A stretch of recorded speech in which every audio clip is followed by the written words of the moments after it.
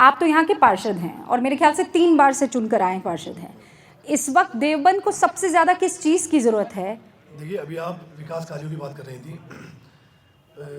मोदी सरकार में गरीब लोगों को विकास कार्य बहुत हुए हैं। हम हमारे से भी बहुत लोग जुड़े हैं, उन्होंने फ़ायदा भी उठाया है। लेकिन एक देसी मिसाल सुनिए आप, बकरी ने दूध दिया, ऊपर से मिगने कर दी, तो वो दूध किसी काम का नहीं रहा। वो आपने जब तक आप बजरंग दल जैसे आतंकी संगठनों पर बैन नहीं लगाएंगे तो इनके ऊपर बैन लगे। जब भी मुसलमान मोदी से जुड़ने की कोशिश करता है, जब भी इस तरह की खाई खोदने का काम कर दिया जाता है कि मुसलमान फिर अपना आपको, अब आपके प्रोग्राम का शीर्षक है मोदी मुल्क और मुसलमान, मोदी मुल्क और अवाम होना चाहिए। भाई हम भी तो मतलब मुसलमान को क्यों अलग करने की कोशिश करें? देखिए, मैं आपको एक बात और बता दूं, अभी 80 और 20 की बात चल रही थी। आज की डेट में 20% उधर है, 80% इधर है। जो सेकुलर हिंदू है, जो समझदार हिंदू है, पढ़ा लिखा हिंदू है, वो सब अब जो है इस 20% के साथ खड़ा हुआ है। हम लोग 80% हो गए, आप लोग 20% रहे हैं।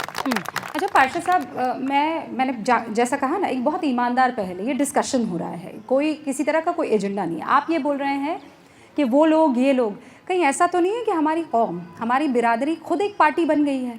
मतलब हम मुसलमान कहीं भी हो, मैं किसी राज्य में जाऊं, कोई मुस्लिम नेता तो है नहीं, पर हमें मोदी के खिलाफ खड़े हो जाना, एक पार्टी बन गए और सब हमारा इस्तेमाल कर रहे हैं, ऐसा आपको नहीं लगता है? नहीं, मोदी इससे नुकसान नहीं हो रहा है? नहीं, मोदी के खिलाफ नहीं है मुसलमान, ये आपकी गलत सोच है। ये गलत इसको डिफाइन किया जा रहा है, गलत पेश किया जा रहा है। मुसलमान वोट देने के लिए आगे बढ़ने के लिए तैयार है मुसलमान, लेकिन अगर एक बीच में इस तरह की खाई खोद दी जाती है कि अपना उनको अलग करके खड़ा कर दिया जाता है, इस तरह के मतलब हालात पैदा कर दिया खाई कौन खोद रहा है?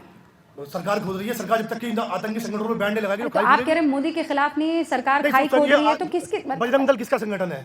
तो क्या वो बैन हो जाने से मुसलमान और मोदी और बीजेपी के बीच की जो खाई है वो खत्म हो जाएगी? देखिए, ये मुद्दा जो खड़ा हो गया है, उनको मैं ये तो बताना चाहूँ, चाहे योगी जी हैं चाहे मोदी जी हैं, जब देवबंद को इस नज़र से देखा जाता है, इस नज़र से देखा जाता है, उग्रवाद की नज़र से देखा जाता है, तो उन पर बैन लगानी चाहिए, उन लोगों पर जो इस नज़र के स्टेटमेंट देते हैं। नहीं तो वो जो लोग स्टेटमेंट देते हैं, आप उनको कटघरे में खड़ा कर रहे हैं या मोदी को कटघरे में खड़ा? देखिए, जब घर किसी बच्चा कोई बदतमीजी करता है, सबसे पहले उसके बाप को कहा जाता है ये किसका बेटा है, कहा जाता नहीं, कहा जाता है ये मुल्क के जो बाप हैं वो मोदी और योगी हैं। बिल्कुल सही जगह पर आ गए हैं।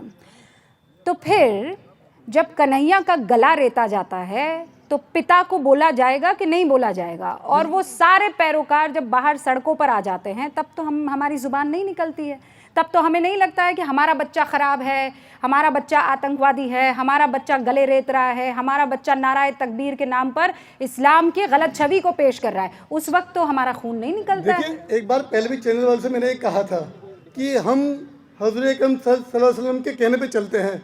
हमारा है अल्हम्दुलिल्लाहि रब्बिल आलमीन, रब्बुल मुस्लिमीन नहीं है। पूरा हिंदुस्तान, पूरी दुनिया, चाहे वो हिंदू है या मुसलमान, वो सिर्फ अल्लाह का बंदा है। हमारे खुदा ने कहा है रब्बुल आलमीन, नॉट रब्बुल मुस्लिमीन। अगर कोई ऐसा करता है तो उसे सज़ा दीजिए, उसमें ये ना देखिए ये हिंदू है या मुसलमान है। वो जो सज़ा कर रहा है, चाहे वो आमिर है चाहे वो विष्णु है, उसको सज़ा दीजिए आप। ओके, सज़ा जिसने गलत किया है उसे मिलनी चाहिए। लेकिन अब मैं ज़रा पीछे की पंक्ति में आती हूँ, फिर आप लोगों के पास आऊँगी।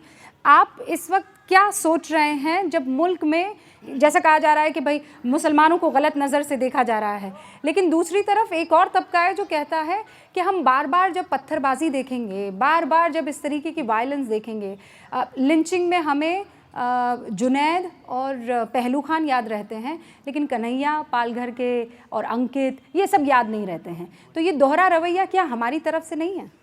नहीं, ये तो देखो, लिंचिंग भी ज़्यादा कर बीजेपी सरकार वाले संगठन ही करा रहे हैं, और एक हमारी कम्युनिटी को टारगेट किया जा रहा है, मुस्लिम को बदनाम किया जा रहा है। ये सब कैसे? बीजेपी की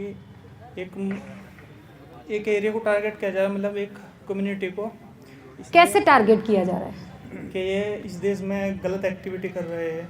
तो पत्थर मारने के लिए आपको लगता है बजरंग दल वाला छत पे चढ़ जाता है मुस्लिम मोहल्लों में? हमने तो पत्थर कहीं मारा ही नहीं। आप नहीं, मैं कह रही हूँ ना, हम पार्टी बन जाते हैं। किसी ने भी नहीं मारा, वही उल्टी सीधी एक्टिविटी करते हैं। आपके ऊपर कभी कोई केस हुआ? नहीं। तो फिर आपको कैसे लगता है कि बीजेपी वाले बदनाम कर रहे हैं? मेरे पास हुआ था, लेकिन वो हुआ नहीं है, मतलब वो बच गए थे उसमें। बच गए? क्या किया, क्या खेल कर दिया भाई? बता रहा हूँ आपको। है? मैच नाम क्या है? सैफ। हाँ, सैफ। मैच को लेके हुआ था। हाँ, मैच को, इंडिया पाकिस्तान के मैच को लेके। फिर आपने क्या किया था? अब हम इंडिया की तरफ थे, हमारी टीम है, हाँ। तो मुझे इन्वॉल्व कर दिया बीजेपी वालों ने कि पाकिस्तान की तरफ से है।